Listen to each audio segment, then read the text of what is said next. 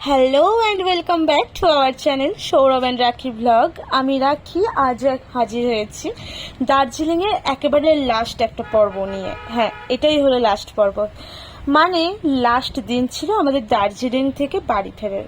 বেশ ভারী ভারী মন নিয়ে, দুঃখ নিয়ে, মনে হাজার এক রাশ মেঘ জমা হয়েছিল, যেহেতু বাড়ি যেতে হবে। কিন্তু মেঘগুলো সরিয়ে ফেলতে হবে, কারণ একটু পরেই বৃষ্টি নামবে।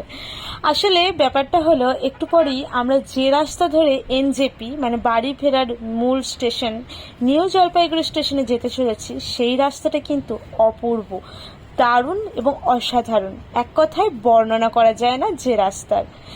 এই রাস্তা হচ্ছে মিরিক। রাইট, আপনারা ঠিকই শুনেছেন, মিরিক। আপনারা হয়তো যারা যারা দার্জিলিং গিয়েছেন বা এখনো অবধি 2-3 বার যাওয়া হয়ে গিয়েছে, তারা জানবেন যে মিরিকের রাস্তাটা ঠিক কতটা সুন্দর। আর যারা যাব বলে প্ল্যান করেছেন, তারা দেখেই নিন মিরিকের রাস্তাটা ঠিক কতটা সুন্দর। কথা বলতে বলতে আমরা পৌঁছে গেলাম মিরিক যাওয়ার পথে প্রথম ভিউ পয়েন্ট, লেপচা জগৎ পাইন ফরেস্ট। হ্যাঁ, এখানে দেখার বিশেষ কিছু না থাকলেও বিশেষ কিছু জিনিস আকর্ষণ করবে তোমাদের দৃষ্টিকে। তাই গাড়ি থেকে যেতে যেতে একবার নেমে এই জায়গাটা দেখে নেবেন। এই জায়গাটা মেঘ থাকলে একটু বেশি সুন্দর করে তোলে, মানে মেঘ আর বৃষ্টির স্যাঁতস্যাঁতে গন্ধ আর তার সাথে মেঘের উড়ে যাওয়া জায়গাটাকে কিন্তু খুব সুন্দর করে। এখানে ঢোকার জন্য আগের বারে ছিল, মানে 2023-এ ছিল 5 টাকা করে টিকিট, এখন বেড়ে 10 টাকা হয়েছে। তো 10 টাকা করে টিকিটের বদলে এখানে ভেতরে ঢুকে এই পাইন ফরেস্টের ভেতরে একটু ভিডিওগ্রাফি, ফটোগ্রাফি আর নেচারটাকে উপভোগ করা। আর এখানের বিভিন্ন রকম হোমস্টেও আছে, সেখান থেকে কিন্তু সকালবেলায় কাঞ্চনজঙ্ঘাও দেখা যায়।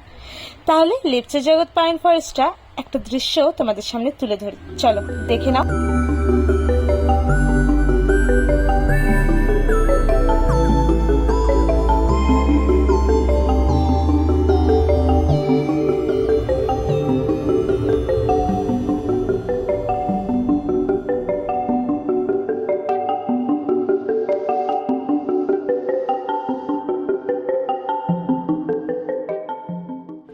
যেহেতু আগেরবার আমরা লেপচা জগৎ পাইন ফরেস্ট দেখেছিলাম, তাই এবারে আর 10 টাকা টিকিটটা খরচা করে কেটে আর প্রবেশ করলাম না লেপচা জগতের ভিতরে। কিন্তু তোমরা অবশ্যই প্রথমবার হলে প্রবেশ করবে। আর এই যে চলে এলাম আমরা এবার সুখিয়া পোখরি বাজারে। এইখান থেকে কিন্তু যাওয়ার রাস্তা। হ্যাঁ, ডান দিক দিয়ে একটু এগিয়ে ভেঙে গেলে যাওয়া যায় মানে ভঞ্জন, মানে যেখান থেকে আপনারা যেতে পারবেন সান্দাকপু ট্রেকে। দারুণ, তাই না? আরে সান্দাকপু গেলে এই যে রাস্তার ইনফরমেশনটা জেনে রাখবেন কিন্তু। হ্যাঁ, আমরা এবারে কিন্তু জোরপোখরি যাচ্ছি না, কারণ জোরপোখরিতে বিশেষ কিছু নেই, তবে পাহাড়ের দিকে প্রতিটা স্পটই কিন্তু খুব সুন্দর, মানে মায়াময় আর দৃষ্টিগোচর। আর এই জোরপোখরিতে আছে একটা সুন্দর লেক, যার মাঝখানে একটা নাগের পাথরের মতন মূর্তির মতন করা আছে, আর তার চারপাশে পাইনের ফরেস্ট আছে। এই যা, আর তার সামনে 2-3টে হোমস্টেও পেয়ে যাবেন আপনারা। অবশ্যই সেখানে ঢোকার জন্য 10 টাকা করে টিকিট লাগে। যারা যাবেন ড্রাইভার দাদাকে বলে নেবেন, তারা কিন্তু না বললে সেই জায়গাটা অনেক ড্রাইভারই ইগনোর করে দেয়। তো হয়ে গেল 2 নম্বর পয়েন্ট। আমরা এগিয়ে চললাম জোরপোখরি আর এই যে পোখরি বাজার, এই পোখরি বাজারের ওপর দিয়ে এগিয়ে চললাম আমাদের পরবর্তী ভিউ পয়েন্টের দিকে। আর হ্যাঁ, যাওয়ার আগে আরেকটা কথা বলে দিই, এই সুখিয়া পোখরিতে কিন্তু জোরপোখরি যাওয়ার রাস্তাতেই একটা মনেস্ট্রি পড়ে, বেশ বড়, মানে বুদ্ধিস্ট মনেস্ট্রি, বেশ বড়, খুব সুন্দর। বাইরে থেকে দেখে দারুণ লেগেছিল। আমাদের অবশ্য যাওয়ার মানে কোনো অবকাশই ছিল না, কারণ আমাদের একটু লেট হয়ে গিয়েছিল, তাই যেতে পারিনি। আপনারা একবার ওই মনেস্ট্রিটা ঘুরে দেখবেন।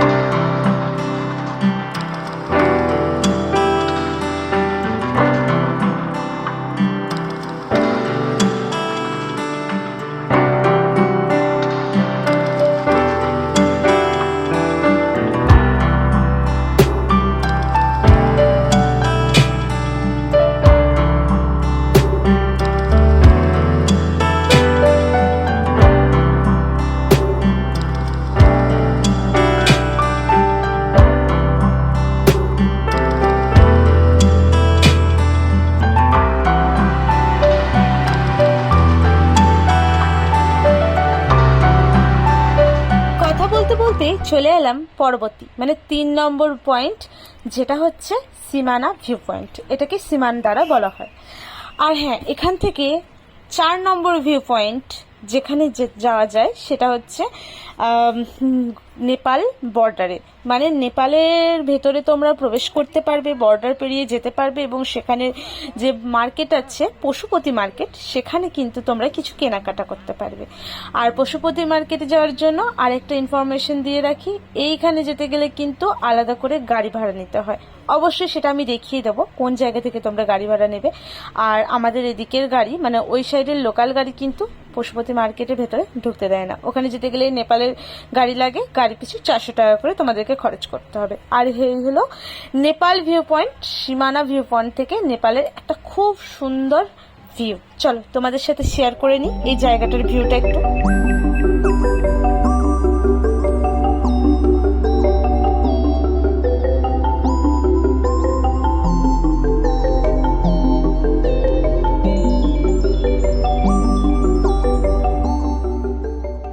সীমানা ভিউ পয়েন্টের ভিউটা তোমাদেরকে দেখিয়ে দিলাম। আগের বারে যখন এসেছিলাম একদম মেঘে ঢাকা ছিল, কিচ্ছু দেখতে পাইনি। এবারে একদম মন ভরে গেল ভিউটা দেখে, সত্যি অসাধারণ। আর নেপালের বাড়িঘরগুলো তো একদম ছোট ছোট ইঁদুরের মতন লাগছে। যাই হোক, আরেকটা যে বিশেষ ইনফরমেশনটা দেওয়ার ছিল, নেপাল বর্ডারটা, সেই নেপাল বর্ডার কিন্তু এইখান থেকে যেতে হবে। মানে এখানে যে মারুতির মতন গাড়িগুলো দেখছিলে, সেই মারুতির মতন গাড়িগুলো এখান থেকে ভাড়া করতে হবে। একটু দাম দর করলে 300-350 চলে আসবে। তবে হ্যাঁ, একটা মারুতির মধ্যে চেপে চুপে অনেকজন যেতে পারলে নিজেদেরই লাভ। কিন্তু একটু দূরে গিয়েই রাস্তা আছে, বেশি দূর নয়, এখান থেকে খুব জোর 4-5 কিলোমিটার মতন রাস্তা নেপাল বর্ডারে। তো নেপাল বর্ডারের যে ভিউটা আমি ওপর থেকে তোমাদেরকে অলরেডি দেখিয়ে দিয়েছি। আমি বলবো আকাশটা মেঘাচ্ছন্ন যদি হয় দাঁড়িয়ে লাভ নেই, কারণ এখানে থেকে কোনো ভিউ পাওয়া যায় না। আকাশ যদি পরিষ্কার থাকে একবার নেমে দেখবেন অবশ্যই। এবার চললাম এই রাস্তা ধরে গোপালধারা টি গার্ডেনের দিকে।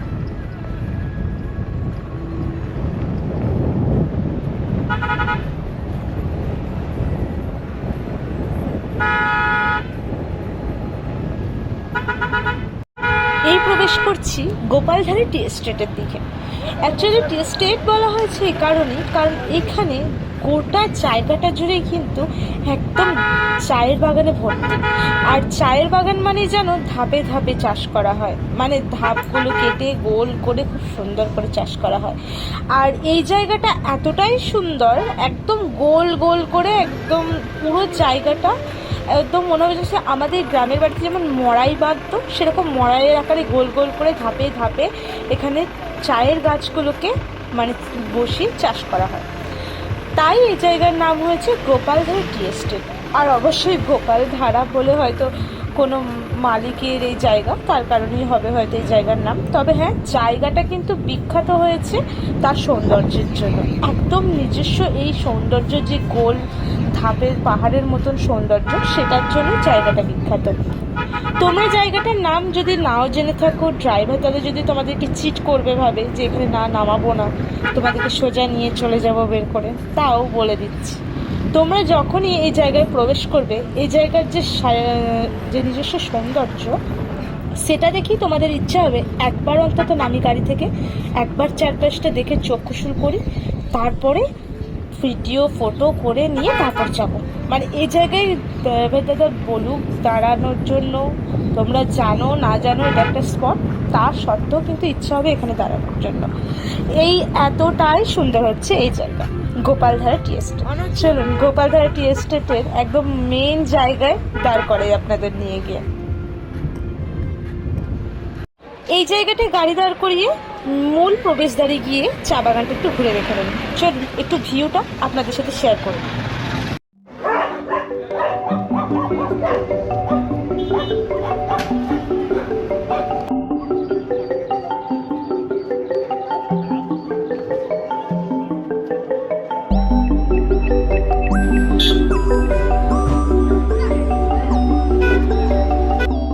জামা কাপড় কিনতে গিয়ে যদি দার্জিলিং থেকে তার মেন আকর্ষণ চা কিনতে ভুলে যান, তাহলে কোনো আক্ষেপ রাখবেন না, কারণ মিরিক হয়ে যদি আপনারা এনজেপি ফেরেন তাহলে মাথায় রাখবেন গোপালধারী টি এস্টেটে কিন্তু বেশ 2-3টে ভালো ভালো চায়ের দোকান পেয়ে যাবেন, আর সাথে তাদের রেস্তোরাঁও আছে সেখানে।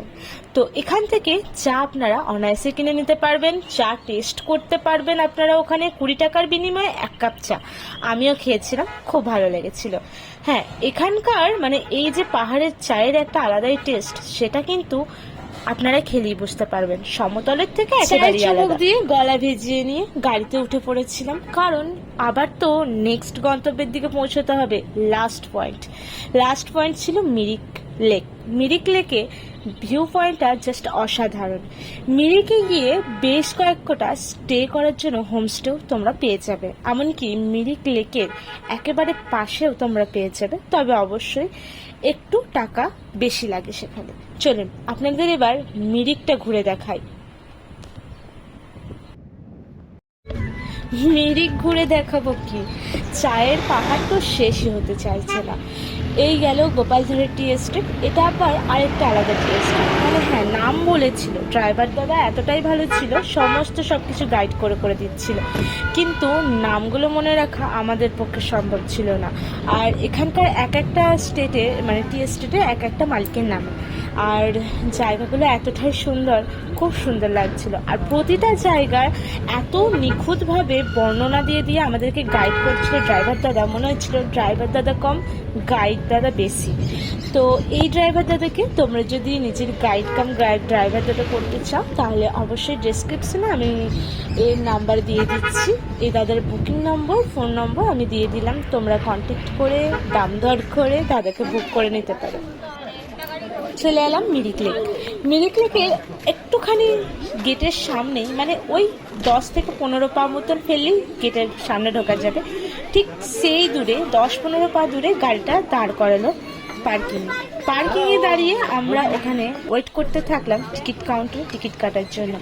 টিকিট কেটে নিল আমার হাজব্যান্ড, আমাদের 4 জনের জন্য 4টে টিকিট। একদম গেটের সামনে বাঁ দিকে পড়বে এই টিকিট কাউন্টার, পার হেড 20 টাকা করে পড়ছে এখানকার টিকিট।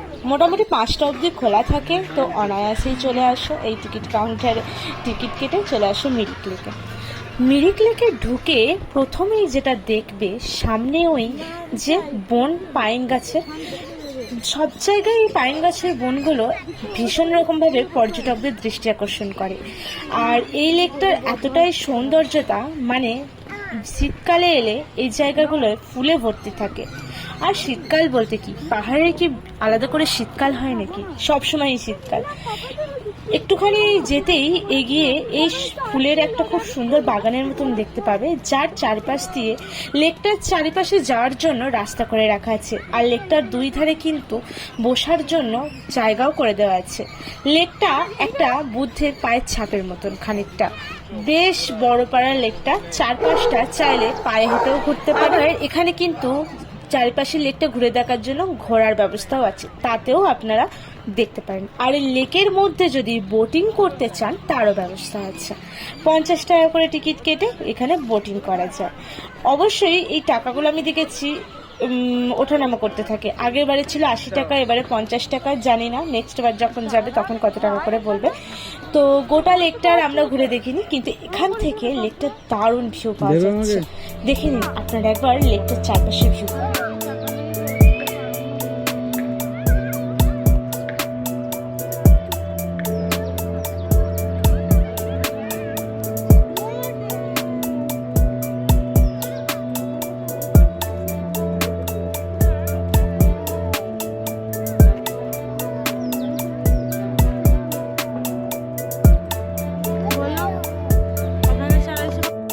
লেকটা তেমন কিছু না থাকলেও চারপাশের সৌন্দর্য আর চারপাশের যে মনোমুগ্ধকর পরিবেশ, সেটা কিন্তু মন কাড়বে। আর এই যে একটু এগিয়েই দেখতে পাবে এই আই লাভ মিরিক লেখা, এখানে স্পেশালি সেলফি তোলার জন্যই ঠিকঠাক জায়গা। এখান থেকে নিচের যে রাস্তাটা নেমে যাচ্ছে একদম সমতলের দিকে, সেই রাস্তাটার ভিউটা কিন্তু অসাধারণ।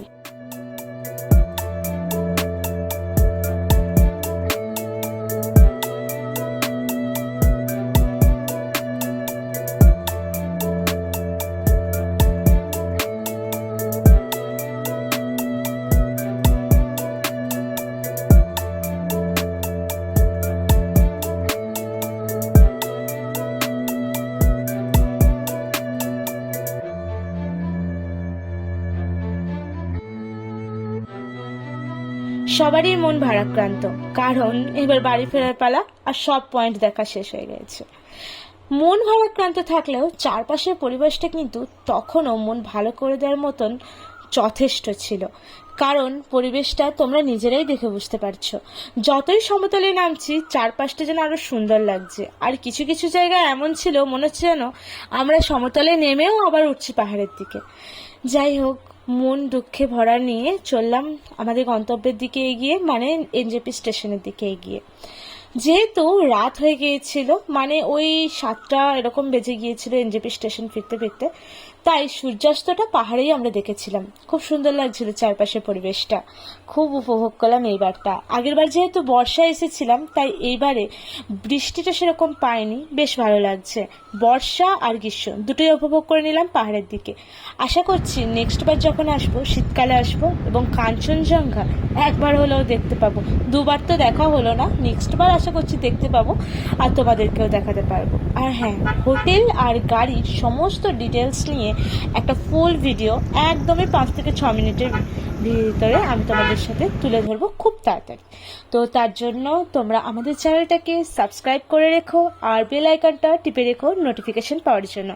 এই ভিডিওটা ভালো লাগলে একটা লাইক অবশ্যই আশা করি তোমাদের কাছ থেকে। আর হ্যাঁ, কমেন্টে জানিও তোমাদের কেমন লাগলো ভিডিওটা।